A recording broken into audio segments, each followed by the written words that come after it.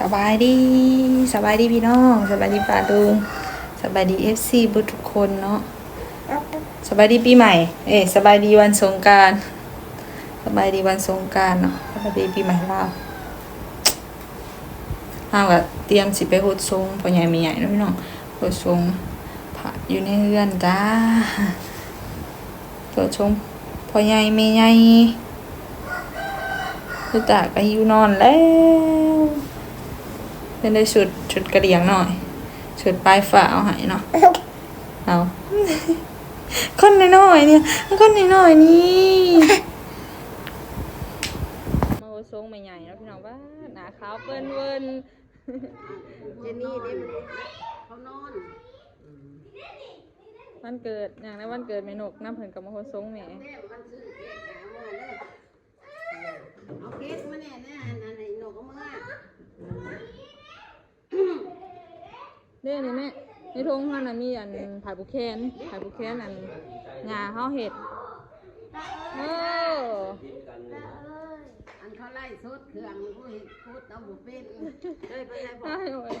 ผู้ว่าสิลงหาเมืองพอดีสิชองมองเมืองมองมันหัวจะสิตายเสด็จทั้งง่ายจะโทรไปยังโคหมายเที่ยงคืนนังโทรไปคนมันเห็นเป็นบ้า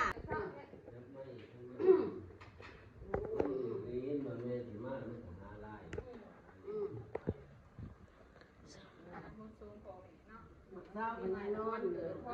อกับมือจันวันดีมือซีวันโซ่วันโตวันงามมียังไงมีหนูใหม่หามีหาปูสมบัติ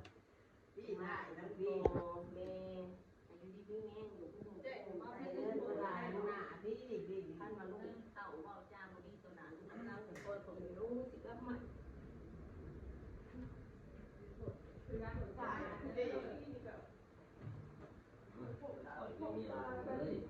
ก็จะมีนั่งหรือว่านั่งก็เต่าจะเก่าน้องมาอยู่ปกปีนี่ก็คือปีเนาะเอาคอยลูกเต่าอยู่ที่นี่ตัวนี้ลูกมาโคตรแล้วเต่านอนเป็นหัวหน้าข้าโบมา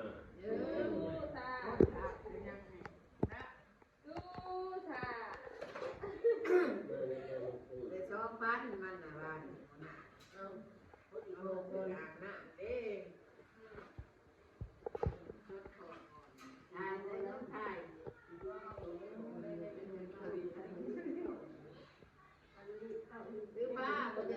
ื้อผ้าเลยพี่มันลุกลงมาแบบนั้นนี่เจอพวกทำงานซื้อผ้าที่ต่อเดี๋ยวบ้านเฮาเลยที่บ้านเราโป้งตาย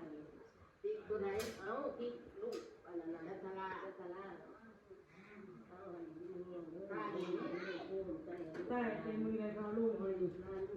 โอ้ยไปลงทุบ้านเอาขึ้นตาเขาว่าประมาณ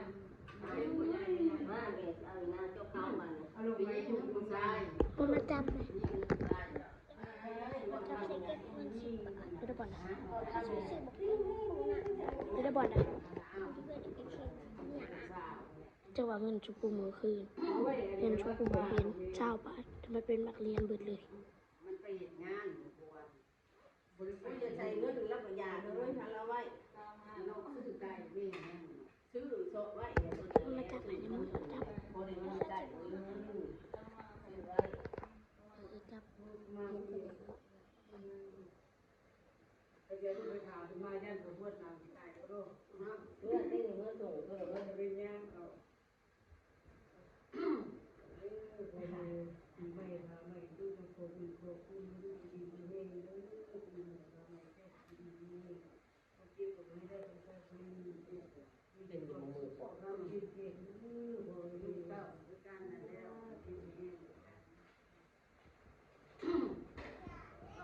กุ้งเนี่ย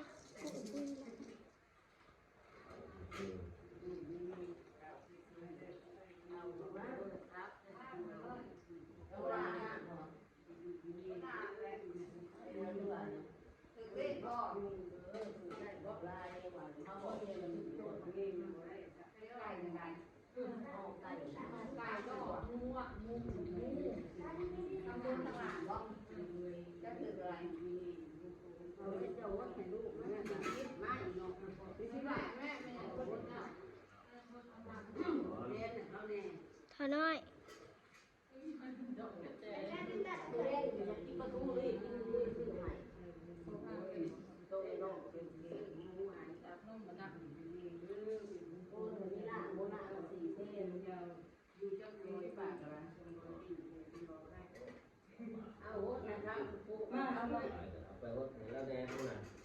ก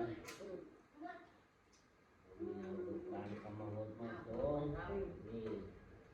มีคำกัดยาเลยนี่พี่นาโอเคเนี่ยเลิกพี่นาอันนี้ได้ผมดำลงมาหกแดงใหญ่เลขก็ใส่ดำเลขก็ถืออะไรครับถือหกโต๊ะให้ตามโต๊ะกับไปมันนอนรักษาประจำรักษาถือไว้ได้ถืออะไรที่ถืออะไรมาดีมาถ้าถือแยกแต่ละที่บ้าน จะดีมันถือได้8,000 บาทก่อน คือถือถือ10 บาทเงินถือ3,000 บาท ต้องแล้วมันซื้อเทื่อละโล เป็นไงนะเจ๊ ซื้อบ่ถึง ต้องซื้อพันเป็นหลาย ว่าคนที่ตลาดระดับล่างก็โค้งรามาที่น่าจะปลูกจิ้ม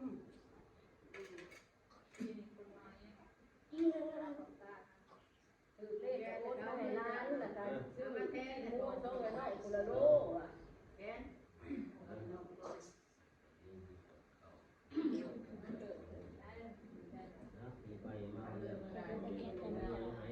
ห้องจิ๊บเคสแบบเสียงเขาจะเป็นหนังปีนี้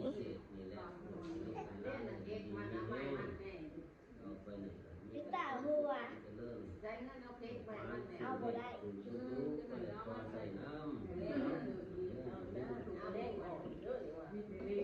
งูเรียนตัดหนาเขาเหยียบเขาของงูแต่เขาตื่นมันแหลมมาตัวมันใหญ่เขาเลยขึ้นในงูอีกบอกแล้ว วันนี้แต่ก็ที่ว่าเด็กมันตัวบอก ไม่ได้ไปเคียงหน้ากินข้าวโมยหน้ากระยาและปลดเอาได้ที่หน้าแล้วคืออยู่ในงานส่งมาเนี่ยจะพูดมาจนว่าวันเจ้ามาได้ลูกมาได้ส่งคือผมมีส่งมาได้ลอยมาเดียวยังน้องมันมีม้วนเขามีมาหน่อย คนอยู่เสา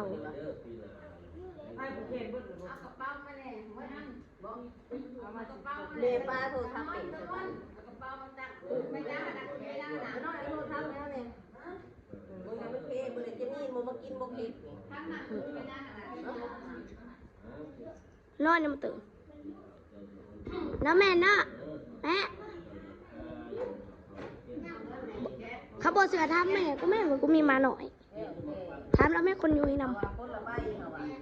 ใบเดียวนี่แล้วเนี่ยมันน่ะถ้าเอาเงินใหญ่เวลาจ้ะเอาพี่เอาดีมั้ยเอาแล้วมั้ยเอาคนถ่ายเอาอันนี้ถ่ายเป็นเนาะ อัดวิดีโอบอกนก ถ่ายรูปนะทั้งใบทั้งใบซื้อก็ถือคือกันนี่มื้อหน้าเฮาส่งบอกกับบริษัทก็ลืมบอกเลย มันบุญไทยบุญมันกันกับบ่ได้ดอกมาเจ้าก็คิดแนวใหม่ ตื่นนะแม่นั่นเท้ากินเค้ก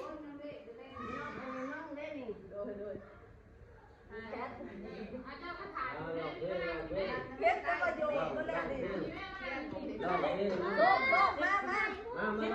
ชื่อเล่นว่าเขาชื่อแต่ว่า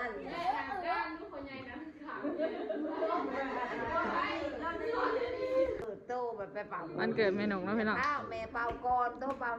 แม่อธิษฐานก่อนคือบ่เห็นห้องแฮปปี้เบิร์ดดังๆ เด็กๆแฮปปี้เบิร์ดเดย์ทูยูแล้วแม่สิรับแล้วแม่เปล่าเลยเด็กๆเด็กๆนะถ่ายกินเค้กอยู่เด็กๆ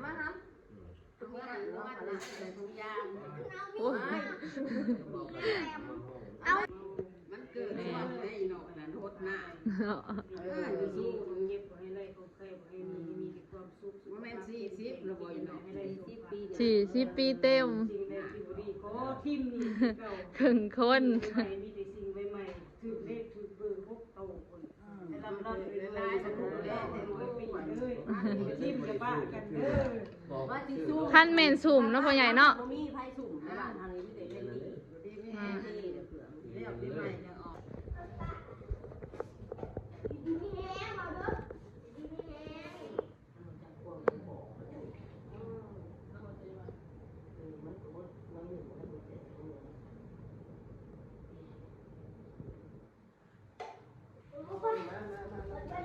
าเป็นโมเป็นมาโมป้าหลอด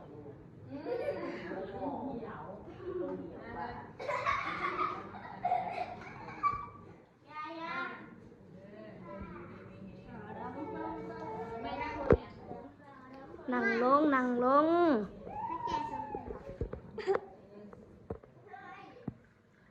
ตาเอ้ย